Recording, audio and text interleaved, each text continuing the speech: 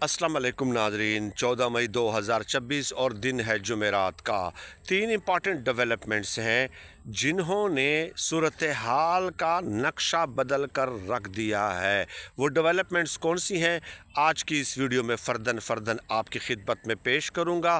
दो डेवलपमेंट्स का ताल्लुक़ पाकिस्तान के अंदर से है और एक डेवलपमेंट जो है वो पाकिस्तान के बाहर से है, और तीनों जो हैं इंतहाई इम्पॉर्टेंट अहमियत की हामिल हैं, और इससे आपको अंदाज़ा हो जाएगा कि हालात किस तरफ जाने वाले हैं। पहली डेवलपमेंट मेरे ख़्याल में मैं बाहर से ही आगाज़ कर लेता हूँ। 2 से 3 मिनट उस हवाले से लूँगा क्योंकि वो भी ख़ित्ते की मजमूई सूरत हाल के लिए बहुत ज़्यादा अहम है। तो वो ख़बर ये है कि इस्राएली प्राइम मिनिस्टर के ऑफिशियल यानी कि अकाउंट से, एक्स अकाउंट से ये ख़बर सामने आई है कि ऐन जंग के दौरान जंग जब ईरान यूएई पे अटैक्स कर रहा था, उसी दौरान इस्राएली वज़ीर आज़म का एक खुफिया दौरा हुआ है यूएई का।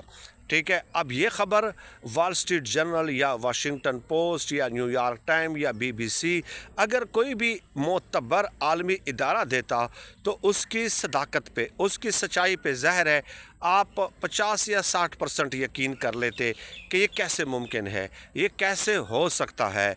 लेकिन अंदाज़ा लगा लीजिए कि ये ख़बर इस कदर छुपा कर रखी गई कि किसी भी बैनुल अक़वामी इदारे को, किसी भी मुल्क को इस हवाले से कानो कान ख़बर तक नहीं हुई।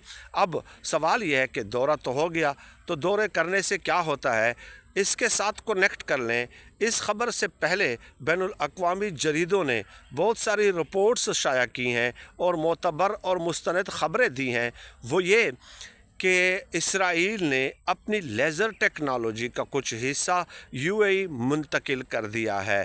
इस लेज़र टेक्नोलॉजी से आप ड्रोन्स को अटैक कर सकते हैं, आप मिसाइल्स को अटैक कर सकते हैं, और फिर साथ कुछ जरीदों ने ये ख़बर भी दे दी कि इसराइल ने अपना डिफेंस सिस्टम का भी काफ़ी हिस्सा जो है वो यूएई मुंतकिल कर दिया है। और उस डिफेंस सिस्टम से ज़ाहिर है आपको मालूम है कि आपने उनके जहाँ जंगी तैयारों को, मिसाइल्स को, ड्रोन्स को अटैक करना होता है।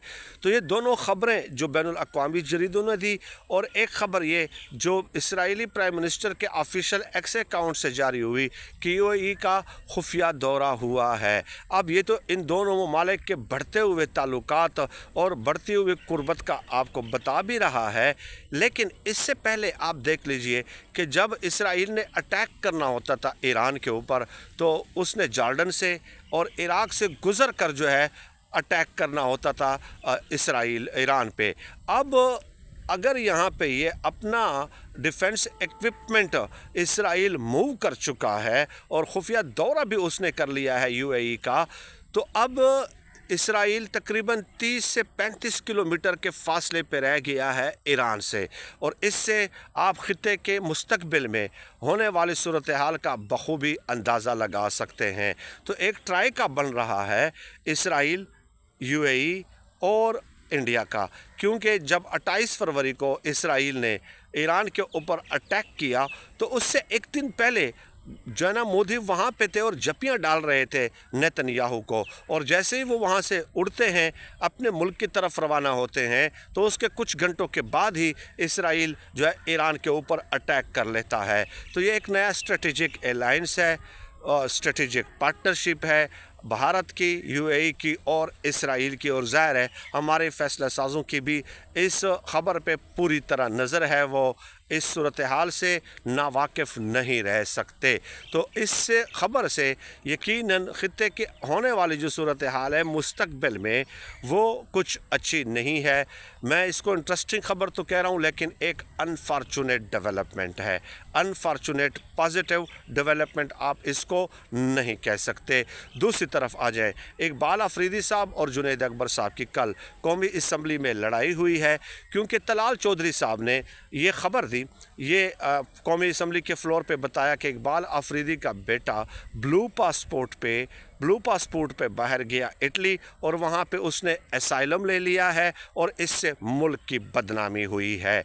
अब ब्लू पासपोर्ट जब MNA होते हैं या आप मिनिस्टर वगैरह होते हैं तो आपको ब्लू पासपोर्ट ही ज़ाहिर है जारी किया जाता है और उसके लिए फिर वीज़े की ज़रूरत कुछ ममालिक में नहीं होती है। अब सिर्फ इसी पे ही नहीं रुकते, जाहिद गिशकोरी साहब ने तो यहाँ तक कहा है कि 32 सरकारी अफसरान ने कि बीवियों और अहल खाना ने जो है वो बाहर कारोबार शुरू कर दिए। 2 साबिक वज़ीर आज़म, 2 साबिक वज़राए आला, 3 साबिक वज़राए आला, 2 साबिक स्पीकर, 1 वफाकी वज़ीर, इस तरह और 630 सरकारी मुलाजिमीन ये बाहर जा चुके हैं। ये कुछ एसाइलम ले चुके हैं, कुछ बाहर की जो है ना शरीयत ले चुके हैं, कुछ बाहर कारोबार शुरू कर चुके हैं। तो उस पर इकबाल अफरीदी साहब जो कि PTI के MNA हैं, उन्होंने कहा कि भाई आपने मेरे बेटे की ज़िंदगी, मेरे ख़ानदान की ज़िंदगी मुश्किल बना दी थी, उनके लिए यहाँ पे सांस लेना मुहाल हो गया था, तो उन्होंने क्या करना था, यही कुछ करना था। जुनैद अकबर साहब फिर जो है इस पे चढ़ दौड़े कि ये कर दिया, वो कर दिया, फलां कर दिया। आप कमेंट्स में आप बताइए कि क्या उनका ये फ़ैसला, इकबाल अफरीदी का और उनके बेटे का फ़ैसला क्या दुरुस्त है या नहीं, पाकिस्तान के मौजूदा मारूज़ी सियासी सूरत हाल को देखते हुए। तो बहुत सारे लोग इसकी हिमायत भी कर रहे हैं कि बात तो वो दुरुस्त कर रहे हैं।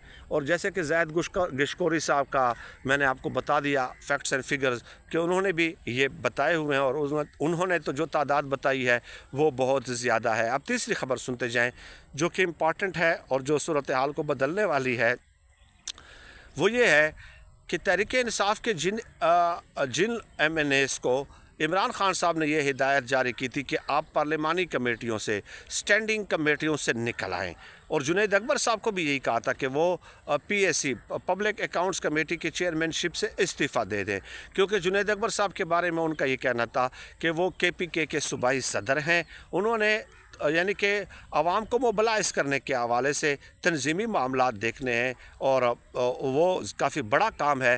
तो पब्लिक अकाउंट्स कमेटी का जो काम होता है वो भी बहुत ज़्यादा हैवी होता है। तो अगर आप पार्लियामेंट के अंदर और उसके बाद पब्लिक अकाउंट्स कमेटी में बिज़ी रहेंगे तो आप उस काम के ऊपर, तंजीमी मामलात के ऊपर और सूबाई सदारत के मामलात के ऊपर फोकस नहीं कर सकेंगे। तो फिर तमाम लोगों ने जो है स्टैंडिंग कमेटियों से इस्तीफ़े दे दिए।